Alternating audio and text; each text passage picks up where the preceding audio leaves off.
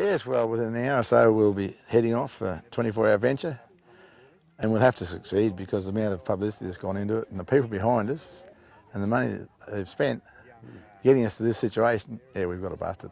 The only reason it'll stop it if something dramatically goes wrong. A minor breakdown won't be a problem, but if we have a major breakdown, which you can in any part of any machinery, that'll be the only thing that'll stop us.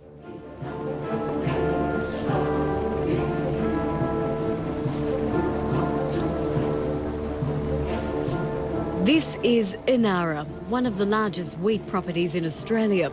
45,000 acres of fertile brigalow soil at Meandara in the western Darling Downs. John Coggan's family were pioneers in this area, and now the property is about to take its place in the history books for planting the world's largest paddock of wheat in 24 hours.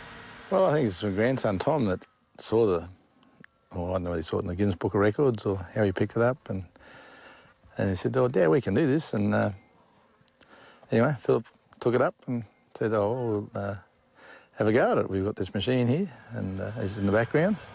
In this game, size does matter, and as seeders go, they don't come much bigger than this rig. It was purchased recently to help the Coggans lift productivity at a time when farm labour is about as scarce as decent rain. To set a world record, a team of 4 will plant non-stop for 24 hours using commercially available equipment. They must cover at least 500 hectares with at least 120 wheat seeds per square metre.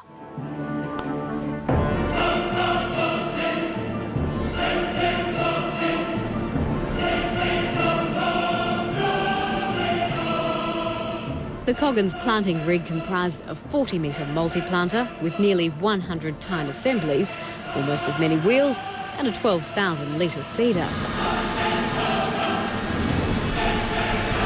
It is one of the largest of its type in the world, and it's homegrown too, manufactured at Banana in central Queensland. The whole thing is pulled by a 580 horsepower tractor.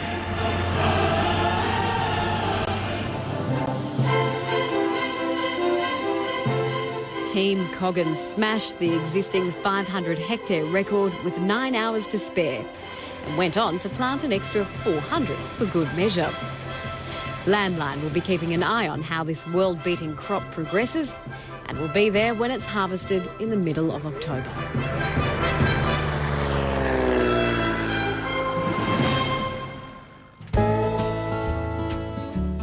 We've had this unit behind us here for a bit over 12 months now, I suppose.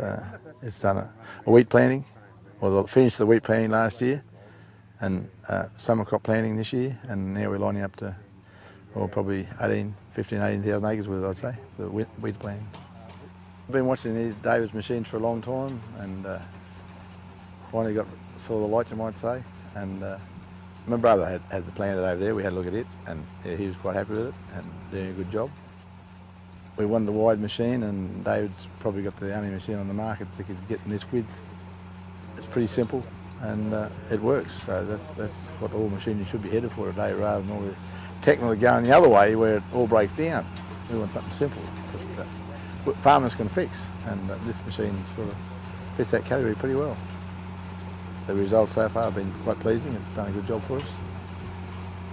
Fuel saving wise, we just did a bit of a run a couple of days ago, and it looks like about 100 litres an hour out of the tractor and 100 acres behind it, so that's about a litre to the acre, which is quite good when you consider we used to work on, going back 20 or 30 years, about 2.5 acres to the gallon for this sort of operation. So it's a considerable saving. Yeah. I suppose we're planning a bit wider time spacing, which might, negate that a little bit, but yeah, there's still quite a saving there.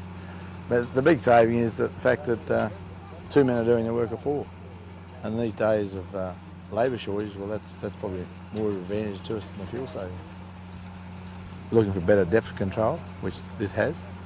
Adjustable, which might be a bit of a pain going along adjusting 96 bolts to get the right height. But anyway, once you're done, you're going to do a lot of acres. So yeah, it's the fact that you can do it is a plus. It's a big plus. I reckon I've worked the biggest part of my life trying to buy an ideal planter, and I've had a number. Parallelograms and this have got their place for summer crop planting. But the system David's got here, it's it seems to be fairly robust, and it's all replaceable. And as he said, they've been around for a long time and still going, so I'm going on his word there, so I hope it hangs in there. And I don't see why it won't, so yeah.